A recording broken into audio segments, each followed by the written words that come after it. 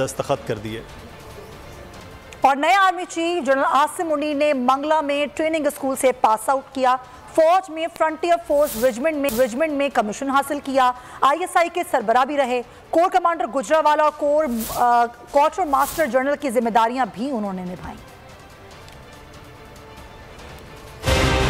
General Asim Munir Mangla में training school से pass out हुए और फौज में फ्रंटियर फोर्स रेजिमेंट में कमीशन हासिल किया। उन्होंने जनरल बाजवा के मातहत ब्रिगेडियर के तौर पर फोर्स कमांड नॉर्दर्न एरियाज में फौज की कमान संभाली। उन्हें 2017 में DG मिलिट्री इंटेलिजेंस मुकर्रर किया गया और अगले साल अक्टूबर में ISI का सरबराह बना दिया गया। ताहम वो मुख्तसर अरसे के लिए इस ओहदे पर रहे।